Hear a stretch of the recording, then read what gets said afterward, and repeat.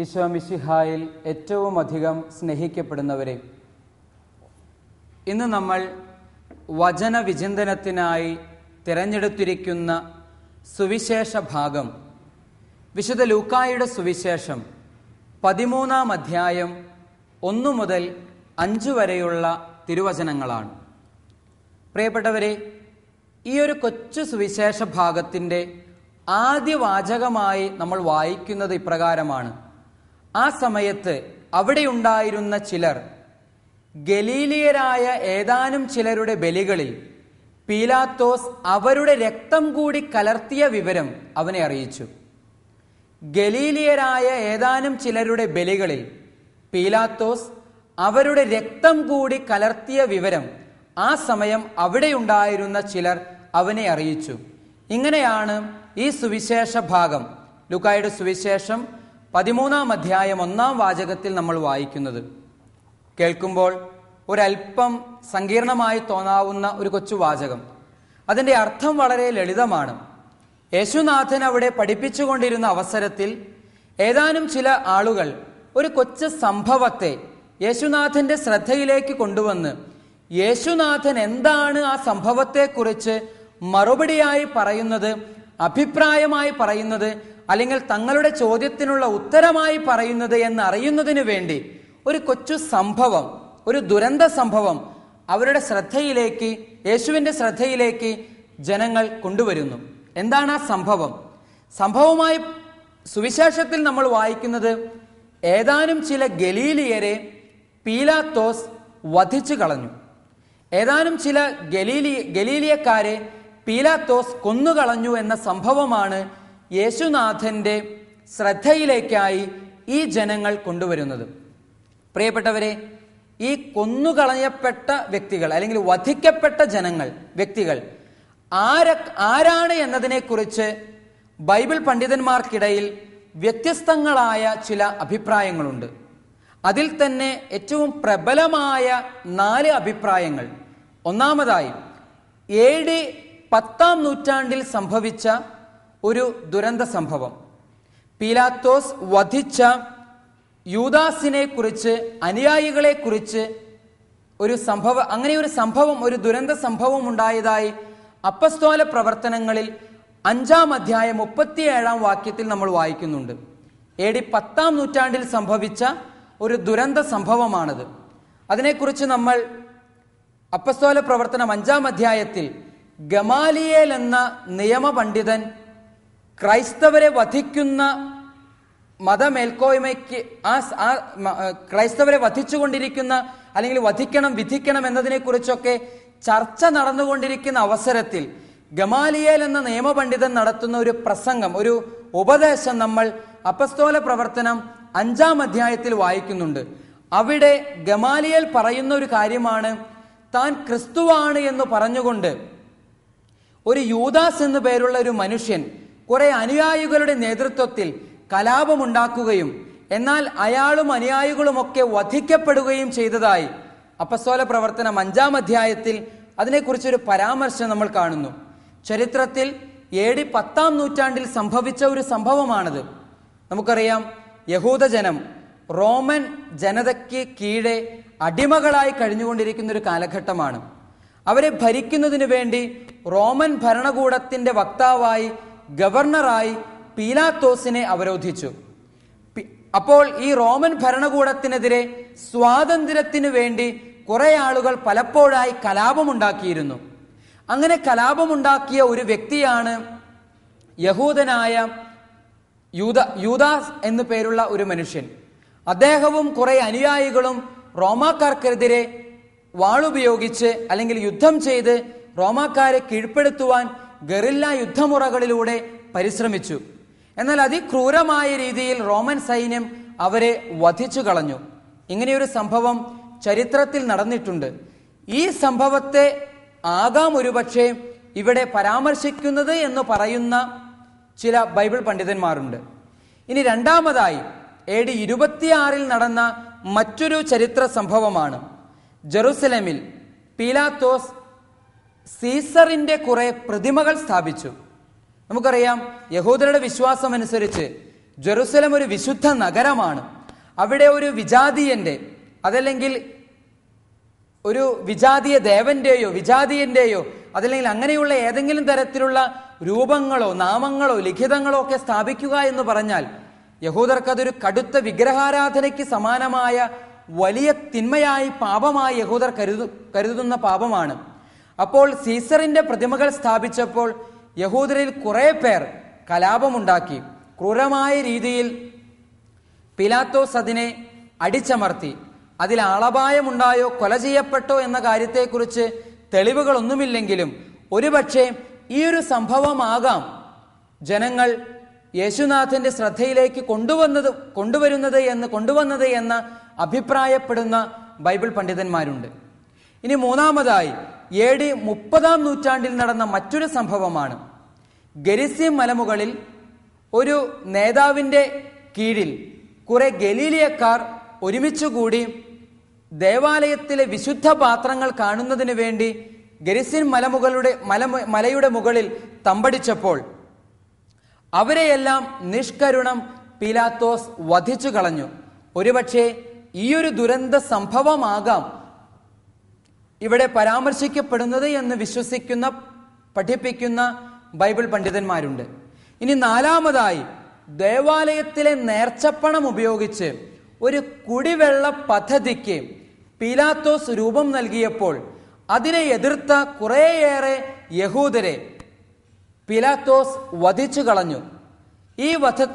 ഈ ഒരു സംഭവമാകാം ഒരുപക്ഷെ ഇവിടെ പരാമർശിക്കപ്പെടുന്ന വധിക്കപ്പെട്ടവർ എന്ന പദം കൊണ്ട് അർത്ഥമാക്കുന്നത് എന്ന് വിശ്വസിക്കുന്ന കുറേയേറെ ബൈബിൾ പണ്ഡിതന്മാരുണ്ട്.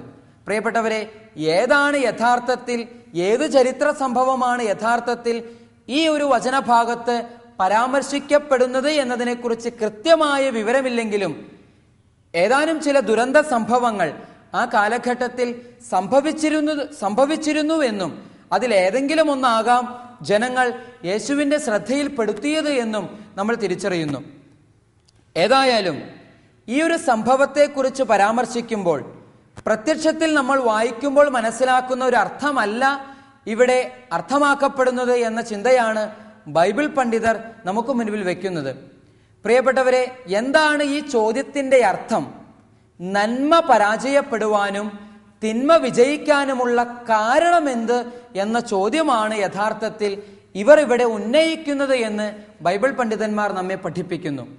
നന്മ പരാജയപ്പെടുവാനും തിന്മ വിജയിക്കുവാനുമുള്ള കാരണമെന്ത് എന്ന ചോദ്യത്തിനുള്ള ഉത്തരമാണ് ക്രിസ്തുവിൽ നിന്ന് അവർ പ്രതീക്ഷിക്കുന്നതായി ഈ സംഭവം അവതരിപ്പിക്കുമ്പോൾ നമ്മൾ മനസ്സിലാക്കുക. കാരണം ഏറ്റവും വലിയ മൂല്യങ്ങളുടെ മൂല്യമാണ് രാജ്യസ്നേഹം. അപ്പോൾ മൂല്യങ്ങളുടെ മൂല്യമായ രാജ്യസ്നേഹത്തെ പ്രതി സമരം ചെയ്യാൻ തയ്യാറായ വ്യക്തികൾ ക്രൂരമായി വധിക്കപ്പെട്ടപ്പോൾ അതെന്തുകൊണ്ട് സംഭവിച്ചു? ഇതെന്ത് ദൈവനീതി? ഇതാണോ ദൈവനീതി എന്നൊരു ചോദ്യമാണ് യേശുനാഥന്റെ മുൻപിൽ ജനങ്ങൾ വയ്ക്കുന്നത്. പ്രിയപ്പെട്ടവരെ, രാജ്യസ്നേഹം എന്ന് പറയുമ്പോൾ അത് ഏറ്റവും വലിയ മൂല്യമായി കണക്കാക്കപ്പെടുന്നൊരു മൂല്യമാണ്. സ്നേഹമുള്ളവരെ, യഹൂദ മതം എന്ന് പറഞ്ഞാൽ അത് ദൈവത്തിൻ്റെ തിരഞ്ഞെടുക്കപ്പെട്ട സ്വന്തം ജനങ്ങളുടെ മതമാണ്, അല്ലെങ്കിൽ സ്വന്തം ജനങ്ങളാണ്, സ്വന്തം രാജ്യമാണ്. ഇങ്ങനെ ദൈവത്താൽ തിരഞ്ഞെടുക്കപ്പെട്ട ജനം അവർ ഇതാ അടിമകളായി കഴിയുന്നു. ആ അടിമത്തത്തിൽ നിന്ന് അവരെ മോചിപ്പിക്കേണ്ടത് യാഹവേ തന്നെയാണ്, ദൈവം തന്നെയാണ്. അപ്പോൾ ആ അടിമത്തത്തിൽ നിന്ന് മോചിപ്പിക്കപ്പെടുന്നതിന് വേണ്ടി ആരെങ്കിലും യഹൂദ ജനങ്ങൾക്കു വേണ്ടി റോമാ സാമ്രാജ്യത്തിനെതിരെ യുദ്ധം ചെയ്താൽ തീർച്ചയായും അവരൊക്കെ ദൈവത്തിന്റെ വക്താക്കളായി, ദൈവത്തിന്റെ പടയാളികളായി യുദ്ധം ചെയ്യുന്നവരാണ്. അങ്ങനെ യുദ്ധം ചെയ്യുന്ന വ്യക്തികൾ വധിക്കപ്പെടുന്നു എന്ന് പറഞ്ഞാൽ അത് ദൈവത്തിന്റെ തന്നെ, യാഹവേയുടെ തന്നെ പരാജയമായി തിരിച്ചറിയപ്പെടും. അപ്പോൾ പ്രിയപ്പെട്ടവരെ, യാഹവേയുടെ കാരുണ്യത്തിലും ശക്തിയിലുമൊക്കെ, അനന്തമായ പരിപാലനയിലുമൊക്കെ അവർക്ക് വിശ്വാസമുണ്ടെങ്കിൽ തന്നെയും ഈ സംഭവത്തെ എങ്ങനെയാണ് ദൈവനീതിയായി വ്യാഖ്യാനിക്കേണ്ടത് എന്ന് അവർക്ക് മനസ്സിലാകുന്നില്ല. അതുകൊണ്ട് യഥാർത്ഥത്തിൽ ഇവിടെ ചോദ്യം ചെയ്യപ്പെടുന്നത് ദൈവത്തിൻ്റെ നീതിബോധമാണ്, ദൈവത്തിൻ്റെ നീതിയാണ്. അതിരില്ലാത്ത സ്വാതന്ത്ര്യമോഹങ്ങളെ കനിവില്ലാത്ത കുരുതി കൊണ്ട് ഭരണകൂടം നേരിട്ടപ്പോൾ എവിടെയാണ് ദൈവം, എന്താണ് ദൈവനീതി എന്ന ചോദ്യമാണ് പ്രിയപ്പെട്ടവരെ ഇവിടെ ഈ ജനങ്ങൾ ഉന്നയിക്കുന്നത്. ആ ചോദ്യത്തിനുള്ള ഉത്തരമാണ് നമ്മൾ സുവിശേഷം വായിക്കുമ്പോൾ തേടേണ്ടതും കണ്ടെത്തേണ്ടതും. എന്താണ് പ്രിയപ്പെട്ടവരെ അതിൻ്റെ ഉത്തരം? എന്താണ് ദൈവനീതി എന്ന ചോദ്യത്തിനുള്ള ഉത്തരം എന്താണ്? പ്രിയപ്പെട്ടവരെ, അതിൻ്റെ ഉത്തരം ഇത്രയേ ഉള്ളൂ. ദൈവത്തിൻ്റെ നീതി ഏതാണോ അതാണ് ശരിയായ നീതി. ദൈവത്തിൻ്റെ നീതി ഏതാണോ അതാണ് ശരിയായ നീതി. ഇത് നീതിയാണോ എന്ന ചോദ്യം തന്നെയും അപ്രസക്തമാണ്. നമ്മുടെയൊക്കെ ജീവിതത്തിൽ എന്ത് സംഭവിച്ചാലും, അതെത്ര വലിയ ദുരന്തമാണെങ്കിലും ദുരിതമാണെങ്കിലും അപകടങ്ങളാണെങ്കിലും, നമ്മുടെ ജീവിതത്തിൽ ഒരു സംഭവം ഉണ്ടായാൽ, ദൈവം ഒരു കാര്യം നമ്മുടെ ജീവിതത്തിൽ അനുവർത്തിച്ചാൽ അത് നീതിയാണ്, ദൈവനീതിയാണെന്ന് കണ്ണുമടച്ചങ്ങ് വിശ്വസിച്ചേക്കുക. അതല്ലാതെ ഇത് നീതിയാണോ എന്ന ചോദ്യം അതിൽ തന്നെ അപ്രസക്തമാണ്. കാരണം ദൈവനീതിയെ നമ്മളൊക്കെ അളക്കുന്നതിന് ഉപയോഗിക്കുന്ന മാനദണ്ഡം, അതല്ലെങ്കിൽ അളവുകോല്, അതിനെയാണ് നമ്മൾ മാറ്റേണ്ടത്. ഇത് നീതിയാണോ ദൈവനീതിയാണോ എന്ന ചോദ്യം തന്നെ അതിൽ തന്നെ അപ്രസക്തമാണ്. അങ്ങനെ ചോദിക്കാതെ എന്തു സംഭവിച്ചാലും ദൈവനീതിയുടെ നിറവേറലായി നമുക്ക് കാണാൻ കഴിഞ്ഞാൽ ദൈവത്തിൻ്റെ പരിപാലനയുടെ കരം പിന്നീട് അങ്ങോട്ടുള്ള ജീവിതത്തിൽ ദൃശ്യമാകുന്നതായി പ്രിയപ്പെട്ടവരെ നമുക്ക് കാണുവാൻ സാധിക്കും. താൽമൂദുകളിൽ പറയുന്ന ഒരു കഥയുണ്ട്. കഥ ഇപ്രകാരമാണ്. ഏലിയ പ്രവാചകനും ഒരു യഹൂദ റബ്ബിയും കൂടെ ഒരു ദിവസം ദീർഘദൂര യാത്രയ്ക്ക് പുറപ്പെട്ടു. അങ്ങനെ യാത്ര ചെയ്ത് ആദ്യത്തെ ദിവസം സന്ധ്യയായി കഴിഞ്ഞാൽ പിന്നെ ഏതെങ്കിലും ഒരു വീട്ടിൽ കയറി വിശ്രമിക്കേണ്ടതുണ്ട്. അവർ അടുത്തു കണ്ട ഒരു സാധാരണ ഭവനം, ഒരു പാവപ്പെട്ട ഒരു കൊച്ചു കുടിലിലേക്ക് അവർ കയറി ചെന്നു. അതിഥി സൽക്കാരപ്രിയരായ, വളരെ പുണ്യത്തിലും വളരെ ദൈവ കൃപയിലും പ്രാർത്ഥനാ ചൈതന്യത്തിലുമൊക്കെ ജീവിക്കുന്ന ഒരു എളിയ ഭവനം. അവിടെ ചെന്നു കഴിഞ്ഞപ്പോൾ വലിയ ഹൃദ്യമായ ഒരു സ്വീകരണമാണ് രണ്ടുപേർക്കും ലഭിച്ചത്. ദാരിദ്ര്യത്തിന്റെ നടുവിലാണ് അവർ ജീവിക്കുന്നതെങ്കിലും അവർക്ക് കഴിക്കാൻ വെച്ചിരുന്ന ഭക്ഷണമെടുത്ത് രണ്ടുപേർക്കും അവർ നൽകുകയാണ്. അവരത് ഭക്ഷിച്ചു കഴിഞ്ഞപ്പോൾ രാത്രി കിടന്നുറങ്ങാൻ ആകെ ഒരൊറ്റ മുറിയേ ഉള്ളൂ, വേറെ സ്ഥലമില്ല. രണ്ടുപേരെയും അവിടെ ഉണ്ടായിരുന്ന പായിൽ ആ മുറിക്കകത്ത് കിടത്തിക്കൊണ്ട് കുടുംബനാഥനും കുടുംബനാഥയും മക്കളുമൊക്കെ പുറത്തിറങ്ങിക്കിടന്നു. പ്രിയപ്പെട്ടവരെ, പിറ്റേ ദിനം രാവിലെ രണ്ടുപേരും ആ കുടുംബത്തോട് വിട ചൊല്ലി യാത്ര ആരംഭിച്ചു. അങ്ങനെ യാത്ര ആരംഭിക്കുന്നതിന് മുൻപ് ഒരു വലിയ ദുരന്തം ആ ഭവനത്തിലുണ്ടായി. സംഭവിച്ചത് ഇതാണ്: അവരുടെ ഏക ആദായ മാർഗമായ ആട് ചത്തുപോയിരിക്കുന്നു.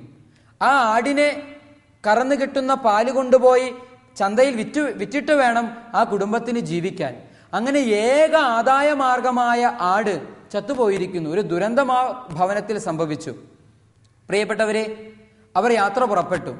രണ്ടാം ദിവസം രാത്രി അവർ താമസിക്കാൻ കയറുന്നത് ഒരു വലിയ ധനാഢ്യന്റെ വീട്ടിലാണ്. പ്രവാചകനാണെന്ന് തിരിച്ചറിഞ്ഞപ്പോൾ വലിയ താല്പര്യമൊന്നുമില്ലെങ്കിൽ തന്നെയും ഇവിടെ എവിടെയെങ്കിലും കിടന്നോളാൻ പറഞ്ഞ് ധനാഢ്യൻ അവരെ സ്വീകരിക്കുന്നു. എന്നിട്ട് കഴിക്കാൻ ഭക്ഷണമൊന്നും കൊടുത്തില്ല. ഭക്ഷണമൊന്നും കൊടുക്കാതെ തൊഴുത്തിൽ കുറച്ച് സ്ഥലമുണ്ടെന്നും അവിടെ എങ്ങാനും പോയി കിടന്നോളാനും പറഞ്ഞ് പശുത്തൊഴുത്തിലേക്ക് അവരെ പറഞ്ഞയക്കുകയാണ്. രാത്രി മുഴുവൻ പശുത്തൊഴുത്തിൽ മൂത്രത്തിൻ്റെയും ചാണകത്തിൻ്റെയും ഒക്കെ ദുർഗന്ധം അനുഭവിച്ച് കൊതുക് കടികൊണ്ട് വലിയ കഷ്ടപ്പാടോടെ രണ്ടുപേരും അവിടെ താമസിക്കുകയാണ്. രാത്രി കിടന്നുറങ്ങുകയാണ്. പിറ്റേ ദിനം നേരം വെളുത്തു കഴിഞ്ഞപ്പോൾ അവിടെ ഒരു മതിലിന്റെ, ആ ധനാഢ്യന്റെ പറമ്പ് ചുറ്റപ്പെട്ടിരുന്ന ഒരു മതിലുണ്ടായിരുന്നു. ആ മതിലിന്റെ ഒരു ഭാഗം തകർന്നു കിടക്കുന്നതായി കണ്ടപ്പോൾ പ്രവാചകൻ ധനാഢ്യനോട് പറഞ്ഞു, തലേ ദിവസം രാത്രി ഇവിടെ കിടക്കാൻ ഞങ്ങളെ അനുവദിച്ചതിനാൽ നന്ദി സൂചകമായി ആ മതില് ഞങ്ങൾ പണിതു തരാമെന്ന് പറഞ്ഞ് ആ മതിൽ അയാൾക്ക് വേണ്ടി പണിതീർത്തു കൊടുക്കുന്നു. ഇതാണ് കഥ. പ്രിയപ്പെട്ടവരെ, ഈ കഥ കേട്ട് കഴിയുമ്പോൾ നമുക്ക് അത്ഭുതം തോന്നും. ആദ്യത്തെ ദിവസം വളരെ സ്നേഹത്തോടെ സ്വീകരിച്ച പുണ്യസമ്പൂർണത നിറഞ്ഞു നിൽക്കുന്ന ആ കുടുംബത്തിന് പ്രവാചകനെ സ്വീകരിച്ചിട്ടും അവരുടെ കുടുംബത്തിൽ വലിയ ഒരു ദുരന്തം സംഭവിക്കുന്നു. രണ്ടാമത്തെ ദിവസം ധനാഢ്യൻ, ക്രൂരനായ മനുഷ്യൻ, ക്രൂരമായ രീതിയിൽ അവരോട് പെരുമാറിയിട്ടും പ്രവാചകൻ അയാൾക്ക് നന്ദി പറഞ്ഞുകൊണ്ട് മതില് വീണുകിടക്കുന്ന, തകർന്നു കിടന്ന മതില് അയാൾക്ക് വേണ്ടി പണി തീർത്തു കൊടുക്കുന്നു. പ്രിയപ്പെട്ടവരെ, ഇതിലെന്താണ് നീതി? നമുക്കറിയാം, പ്രവാചകൻ എന്ന് പറഞ്ഞാൽ ദൈവത്തിന്റെ വക്താവാണ്, അംബാസിഡറാണ്, ദൈവഹിതം അനുവർത്തിക്കുന്ന പറയുന്ന പ്രവചിക്കുന്ന വ്യക്തിയാണ്. അങ്ങനെയുള്ളൊരു വ്യക്തി പ്രവർത്തിച്ച ഈ രീതി കണ്ടു കഴിഞ്ഞാൽ ഇതിലെന്ത് ന്യായം, ഇതിലെന്തു നീതി? ഒരു ന്യായവും ഒരു നീതിയും ഈ പ്രവൃത്തിയിൽ നമുക്ക് കാണാൻ സാധിക്കില്ല. തീർച്ചയായും പ്രവാചകന്റെ കൂടെ യാത്ര ചെയ്ത യഹൂദ റബ്ബിക്കും ഇതേ ചിന്ത തന്നെയുണ്ടായി. കുറച്ച് നടന്നു കഴിഞ്ഞപ്പോൾ രോഷത്തോടെ, ദേഷ്യത്തോടെ അദ്ദേഹം പ്രവാചകനോട് ചോദിക്കുന്നു, താങ്കൾ എന്താണ് ഈ പ്രവർത്തിച്ചത്? 2 ദിവസങ്ങളിൽ പ്രവർത്തിച്ച താങ്കളുടെ പ്രവൃത്തി കണ്ടാല് ഒരു ബന്ധവുമില്ലല്ലോ. പ്രവർത്തിക്കേണ്ടതിൻ്റെ നേരെ വിപരീതമായ രീതിയിൽ താങ്കൾ പ്രവർത്തിച്ചിരിക്കുന്നു. ഒരു പുഞ്ചിരിയോടെ പ്രവാചകൻ അതിന് മറുപടി പറയുന്നു. ആദ്യത്തെ ദിവസം ആ ഭവനത്തിൽ വലിയൊരു ദുരന്തം സംഭവിക്കേണ്ടതായിരുന്നു. ആ കുടുംബത്തിലെ കുടുംബനാഥ അന്നേ ദിവസം മരിക്കേണ്ടതായിരുന്നു.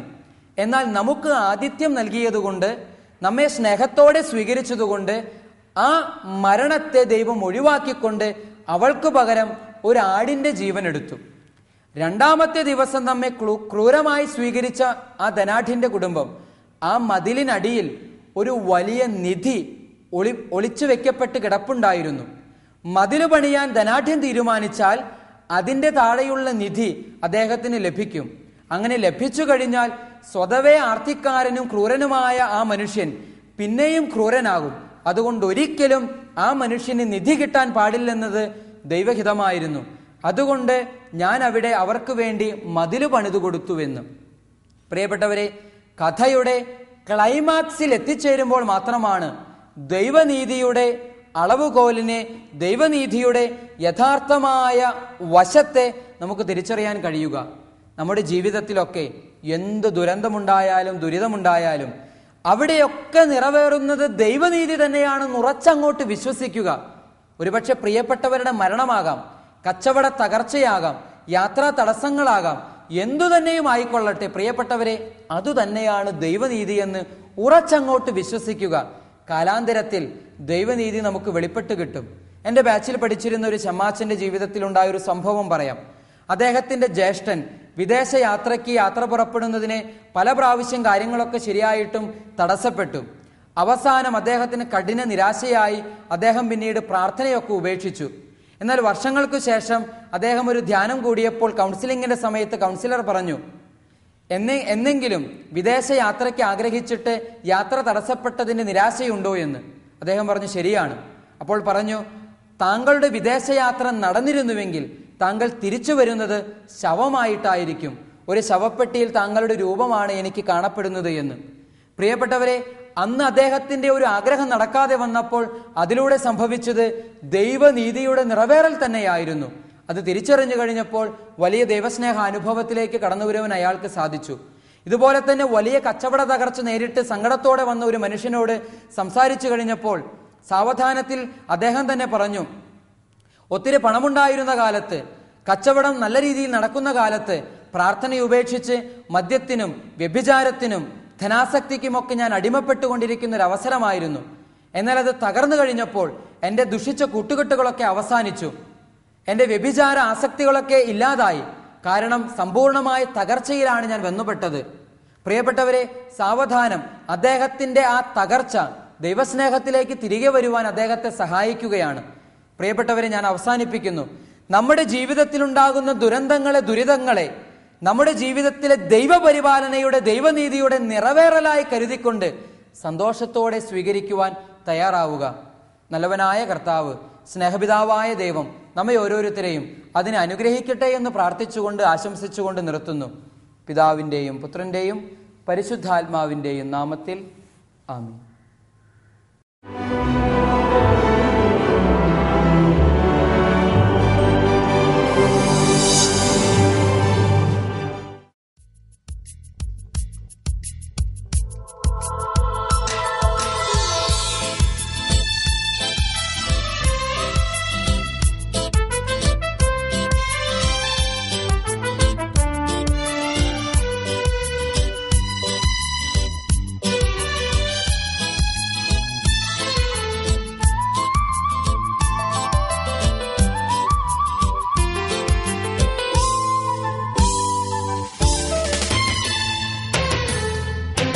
സമാധാനം നേരാം നമുക്കന്യോന്യം, ശാന്തിഗീതം പാടാം നമുക്കിന്നേരം.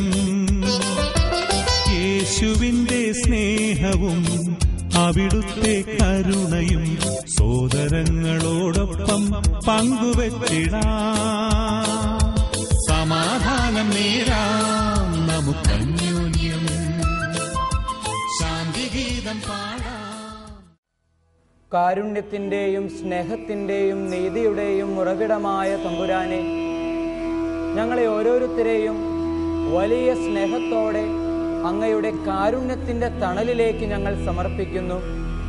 ഈ ആരാധനയുടെ ഏറ്റവും വിശുദ്ധമായ പുണ്യനിമിഷങ്ങളിൽ പങ്കുചേരുന്ന ഓരോ മക്കളെയും, ഇതിൽ പങ്കെടുത്തുകൊണ്ട് അങ്ങയെ ആരാധിക്കുന്ന സർവ്വ മക്കളെയും അങ്ങയുടെ തിരുഹൃദയത്തിൻ്റെ സ്നേഹത്തണലിൽ സമർപ്പിച്ച് ഏറ്റവും വലിയ സ്നേഹത്തോടെ ഞങ്ങൾ പ്രാർത്ഥിക്കുന്നു.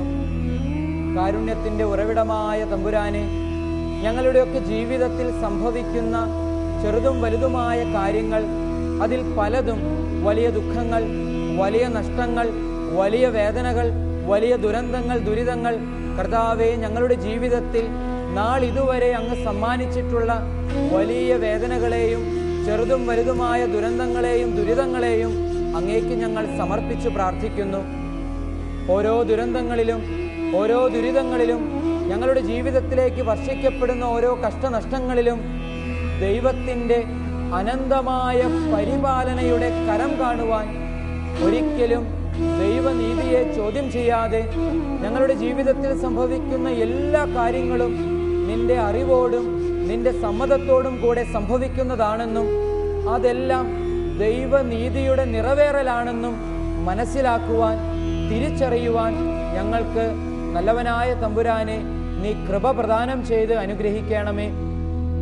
ജീവിതത്തിൽ സംഭവിക്കുന്ന ഏതൊരു ദുരന്താനുഭവവും ദുരിതാനുഭവവും അതിലൊക്കെ അടങ്ങിയിട്ടുള്ള അനന്തമായ ദൈവപരിപാലന, അനന്തമായ ദൈവസ്നേഹം തിരിച്ചറിഞ്ഞ് ഞങ്ങളുടെ വർത്തമാനകാലം മാത്രമല്ല ഞങ്ങളുടെ ഭാവി ജീവിതവും അറിയുന്ന അങ്ങേക്ക്, അങ്ങയുടെ തിരുമനസ്സിൽ ഞങ്ങളെക്കുറിച്ചൊരു വലിയ പദ്ധതിയുണ്ടെന്നും ആ പദ്ധതിക്ക് അനുയോജ്യമായ അനുസൃതമായ കാര്യങ്ങളാണ് ജീവിതത്തിൽ സംഭവിക്കുന്നത് എന്നുമുള്ള ഒരു ഉറച്ച ബോധ്യത്തോടെ, ഉറച്ച വിശ്വാസത്തോടെ ജീവിതത്തിൽ സംഭവിക്കുന്ന എല്ലാ കാര്യങ്ങളിലും നിന്റെ പരിപാലന കാണുവാൻ, നിന്റെ അനന്തമായ കാരുണ്യത്തിൻ്റെ കരങ്ങൾ കാണുവാൻ, അങ്ങനെ ഏതു ജീവിത അവസ്ഥയിലും ഏതു തരത്തിലുള്ള ദുരന്തങ്ങൾ ജീവിതത്തിൽ ഉണ്ടാകുമ്പോഴും അത് പ്രിയപ്പെട്ടവരുടെ വിയോഗമാണെങ്കിലും കഷ്ടനഷ്ടങ്ങളാണെങ്കിലും കടബാധ്യതകളാണെങ്കിലും രോഗങ്ങളാണെങ്കിലും ദുരന്തങ്ങളാണെങ്കിലും അതിലൊക്കെയും നിന്റെ പരിപാലനയുടെ കരങ്ങൾ കണ്ട് നിന്നെ മഹത്വപ്പെടുത്തുവാൻ, നിന്നെ സ്തുതിക്കുവാൻ, നിന്നെ ആരാധിച്ച് നന്ദി പറയുവാനുള്ള വലിയ കൃപയും അനുഗ്രഹവും തിരുവോസ്തിയുടെ രൂപത്തിൽ ഞങ്ങൾക്ക് മധ്യേ എഴുന്നള്ളി വന്നിരിക്കുന്ന ദിവ്യകാരുണ്യനാഥ നീ ഞങ്ങൾക്ക് പ്രദാനം ചെയ്യണമെന്ന് ഏറ്റവും വിനയത്തോടെ, ഏറ്റവും വലിയ സ്നേഹത്തോടെ നിന്റെ സന്നിധിയിൽ കരങ്ങൾ കൂപ്പി മുട്ടിന്മേൽ നിന്നുകൊണ്ട് ഞങ്ങൾ പ്രാർത്ഥിച്ചപേക്ഷിക്കുന്നു.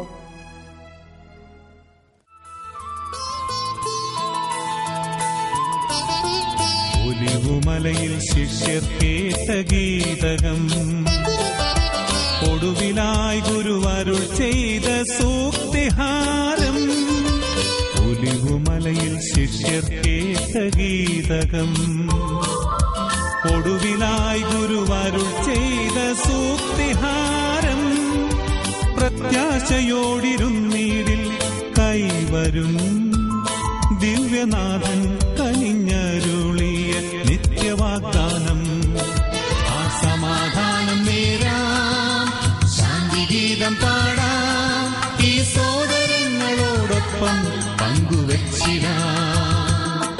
ആ സമാധാനം നേരാം, ശാന്തിഗീതം പാടാം, ഈ സോദരങ്ങളോടൊപ്പം പങ്കുവെച്ചിടാം. സമാധാനം നേരാം നമുക്കന്യോന്യം, ശാന്തിഗീതം പാടാം നമുക്കിന്നേരം. യേശുവിന്റെ സ്നേഹവും അവിടുത്തെ കരുണയും സോദരങ്ങളോടൊപ്പം പങ്കുവച്ചിടാം. ശുശ്രൂഷകളെ